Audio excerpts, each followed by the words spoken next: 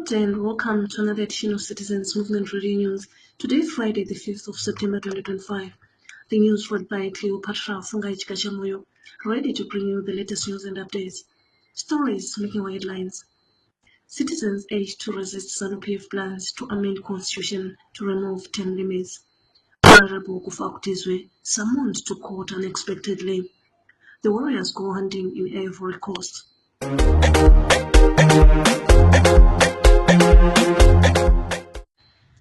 Now let's delve into the stories in detail. Citizens have been urged to unite and fight ZANU-PF plans to amend the constitution in order to prolong Emmerson Mnangagwa's continued stay in power, with reports that ZANU-PF is plotting to use an October annual conference to push for a resolution to amend the constitution. Opposition official Stephen Sakos Choma has urged all progressive citizens to unite and speak with one voice against the 23rd agenda. Let's hear him speaking. Yes, the irritating news that we are hearing from ZANU-PF is that they want to amend the constitution so that their dictator Emmerson Mnangagwa continues to hang on to power despite the expiration of his two-term limit. But we want to make it clear to Mnangagwa and his minions like Daniel Garwe that the people of Zimbabwe put so much sacrifice in coming up with this constitution that they want to violate. We know that it took a lot of effort from people meeting in town halls, meeting under trees to come up with this concern. And the people of Zimbabwe are very clear that they only want a president to serve for 2 terms. So this nonsense that we hear from ZANU-PF of wanting Emmerson Mnangagwa to rule for life is not acceptable and is going to be resisted by the masses of our people. Therefore, we make a clarion call to the people of Zimbabwe in their diversity, in their differences in political thinking, to come together at this juncture and demand for Emmerson Mnangagwa not to continue after 2028. We all know that Mnangagwa's term will expire in 2028. So it is our clarion call to the people of Zimbabwe to say, let's unite and demand for resignation of Mnangagwa come 2028. His time is up. It's time for a new leader with a vision for the country so that our people can enjoy the fruits of the liberation struggle, so that our people can enjoy the natural resources in this country. We cannot have a country that is mortgaged to the Chinese people, whilst our people are suffering like this. We see poverty everywhere. We move, our people surviving on less than $1 a day. So it is now time for the failed Emmerson Mnangagwa to leave office so that a new leader who comes from the people will take over. Former Mapuku Tafara Member of Parliament Honorable Fibion Nyaras Kufakutizwe, who defeated ZANU-PF's Spitzer Scott Sapwanya in 2023 general elections, was unexpectedly summoned to court today for a judgment. Honorable Kufakutizwe, who was previously recalled by Sengozo Chavamo and barred from contesting the subsequent by-election, faces charges of malicious damage to property belonging to a ZANU-PF supporter. Initially scheduled for September 19, 2025, the judgment was abruptly rescheduled to today, and Honorable Kufakutizwe learning of the new date through a court summons. Let's hear an update from the courts. Good day, fellow countrymen. Good day, Zimbabwe. I just want to give you an update on the ongoing court proceeding. It's Honorable Nyaras Fibion Kufakutizwe. Today was dragged to court in court 7. Was initially we've sat down and we've agreed that we were supposed to attend court on the 19th of September, but they then saw it fit. I don't know, the pressure is coming from somewhere else. They dragged me to court on the 5th instead of the agreed date on the 19th. So we appeared today, and the magistrate just read he turned down our appeal. He turned down that we are supposed to apply for discharge on the close of the state case, but the magistrate then turned it down, and we are supposed to go for defense. So another date was set. So we are going back to court on the 19th of September again for the defense. So this is the current update which I can just share with you for now. The senior men's national soccer team, the Warriors, are in action tonight against Benin as they bid to revive their World Cup qualification hopes. The Warriors take to Benin at Alassane Ouattara Stadium in Abidjan at 6 p.m. this evening. Warriors fan Jefferson Chitando said he is confident that the team will win the match. He, however, expressed disappointment that the Warriors will play their next home match in South Africa due to unavailability of CAF-approved stadia in the country. Chitando said, Tonight at 6 p.m., Zimbabwe will be playing Benin in a World Cup qualifier. The game is going to be played in Ivory Coast because Benin, like Zimbabwe, does not have suitable stadia to host a World Cup game. We are quite sure, and all the Warriors fans are quite sure that we are going to win this game because we have got very talented, young, and some experienced, committed, patriotic Zimbabweans who are playing for this generation of the Warriors. Most of the Warriors, they were born in the diaspora. They grew up there with better facilities. So it shows that these young warriors, young players, they are so patriotic. They are committed. There is no love of money in this troop of soldiers whom we have, because they earn very good salaries outside, but they are prepared to come and play for peanuts here in Zimbabwe because of their love of this country, because of their love of the game. We thank them, we salute them. They are our heroes. But one person who is letting us down, it is Mnangagwa and his ZANU-PF government. They are failing to make sure that our stadium, they are suitable to host the Warriors. Our next game after Benin is going to be played in South Africa, and we're calling that we are home,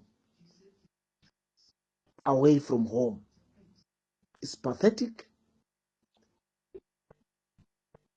We urge the ZANU-PF not to amend the constitution, but to amend our stadiums.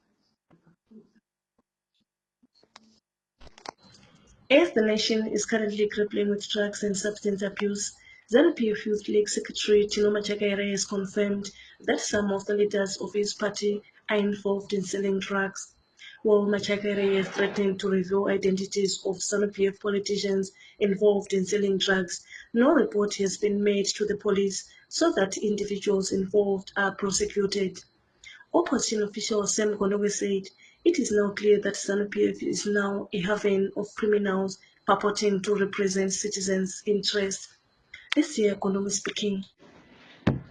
I want to thank Tino Machakaire for revealing what everyone else was already thinking about. This is a great ordeal for the nation, and we really need to look deep into the issue that has been said by Tino Machakaire. As the nation is currently grappling with drugs and substance abuse, Machakaire has confirmed that some of the leaders of his party, ZANU-PF, are involved in selling drugs. While Machakaire is threatened to reveal identities of ZANU-PF politicians involved in selling drugs, no report has been made to the police so that individuals involved are prosecuted. we want to make it clear that if Chinoma Chakaire does not reveal the names of these drug peddlers and the drug lords, he must be arrested for harboring and for being an accomplice on drug and substance selling, because Chinoma Chakaire knows very well the people. It is not a secret that this scourge has been going on under ZANU-PF's nose, and as he has revealed that it involves big guns and big wigs. This shows that that's why the police was not acting, because it is a political issue. The ZANU people use drugs to intoxicate the youth so that they can use them as fodder. They can use them at their whims.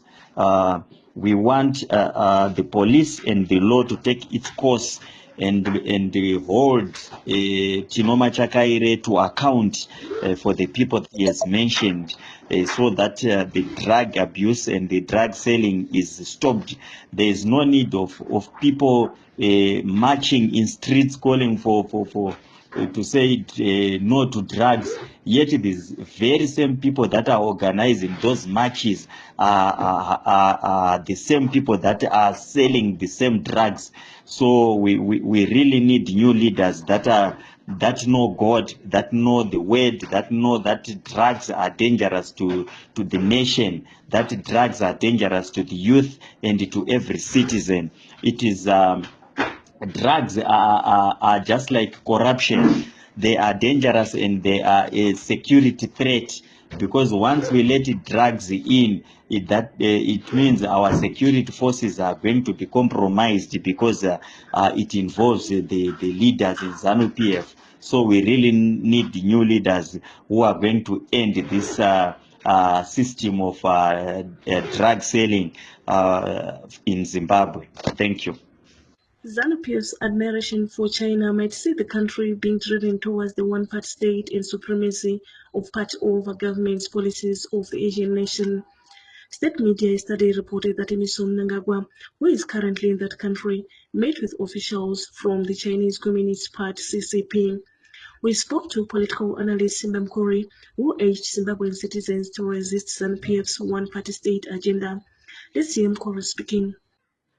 Well, allow me to begin by expressing my deepest gratitude for this opportunity that you have given me to also submit my personal opinion on the recent political developments that are obtaining in our country, more so with the current presence of the octogenarian leader of the ruining party ZANU-PF, E.D. Dambudzo Mnangagwa, being in China.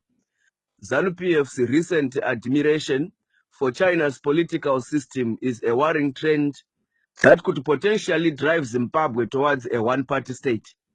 The meeting between President Mnangagwa and officials from the Chinese Communist Party raises concerns about the ruling party's intentions to emulate China's party supremacy over government policies.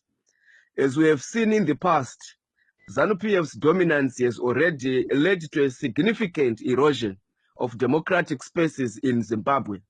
The party's grip on power has resulted in a weakened opposition, and the recent elections have further diminished the presence of the opposition in parliament. This trend is not only undemocratic, but also unhealthy for the country's progress.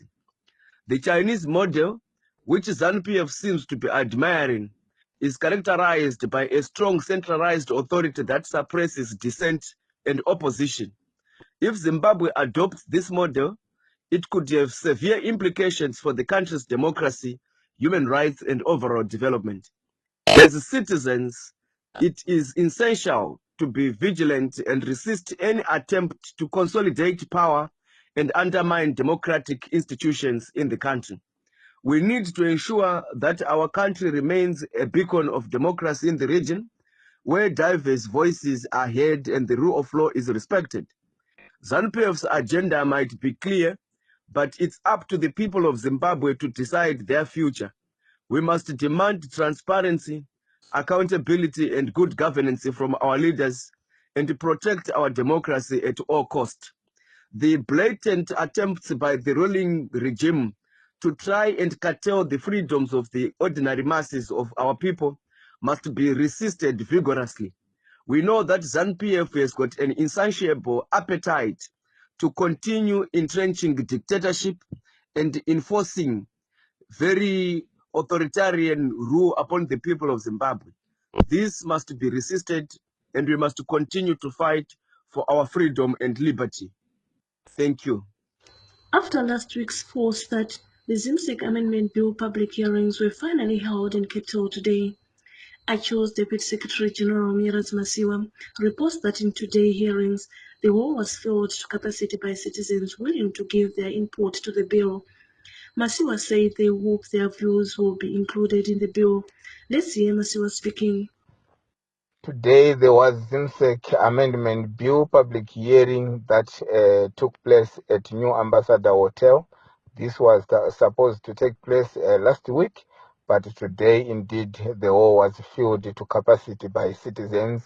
They were willing to give their input to the bill, and indeed we really contributed to the bill. Citizens raised concerns, different concerns. Number one concern was to do with non-payment of invigilators. The bill doesn't mention motivation or payment of teachers who does invigilation at the school level. And also citizens rejected the proposed CEO position that the bill seeks to create. And also citizens raised concerns that the bill should integrate teachers, that is Ministry of Primary and Secondary Education, in the running of ZIMSEC examinations. So we really hope that our views will be considered. Another important aspect was the aspect of state-funded education. The bill doesn't take into consideration Section 75 of the Constitution, which talks about a fully state-funded education. So we really hope that these concerns will be taken into consideration. During this International Suicide Prevention Awareness Month, we share words of comfort and support for those struggling to remind them they are not alone and that help and solutions are always available. Let's see a message from one citizen.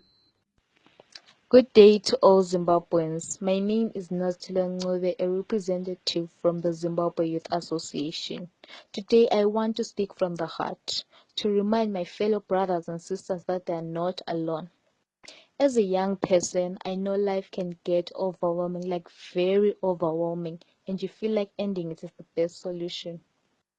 I know this because I've lived it. There was a time I felt the world closing up on me. But I reached out. I decided, no, I can't commit suicide. I have to reach out. So I reached out and someone listened. And slowly but surely, hope returned to my life. So basically, every day, someone battles silent pain, depression, anxiety, hopelessness. Family pressure, unemployment.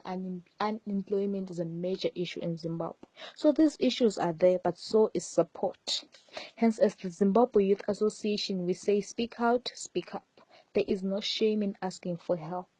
Talk to a friend, a teacher, a counselor, or contact the Zimbabwe Youth Association. You can contact us on 077 916 4364. As the Zimbabwe Youth Association, we are launching peer-to-peer talks, free counseling sessions. So I say let's break the silence around suicide. Let's choose life together because together we rise and together we live. Hashtag end suicide, hashtag promote mental health. This message is brought to you by the Zimbabwe Youth Association, signing out. Let's take a look at our Samara sports news. In Africa World Cup qualifiers matches played yesterday, Cameroon 3, Eswatini 0, Mali 3, Comoros 0, Algeria 3, Botswana 1, Tunisia 3, Liberia 0, Chad 1, Ghana 1, Angola 0, Libya 1, Guinea-Bissau 1, Sierra Leone 1, Madagascar 2, Central African Republic 0, Mauritius 0, Cape Verde 2, Sao Tome 2, Equatorial Guinea 3. World Cup winner Lionel Messi scored 2 goals as Argentina thumped Venezuela 3-0 in Copa America World Cup qualifiers.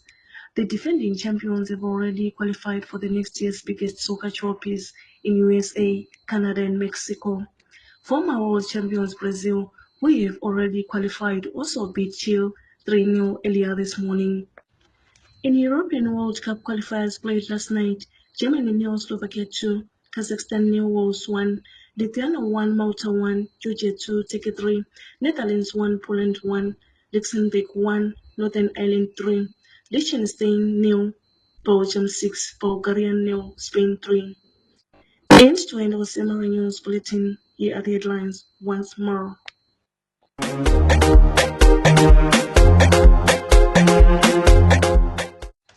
Citizens urged to resist ZANU-PF plans to amend constitution to remove term limits. Honorable Kufabutizwe summoned to court unexpectedly. The warriors go hunting in Ivory Coast. And this ends the bulletin.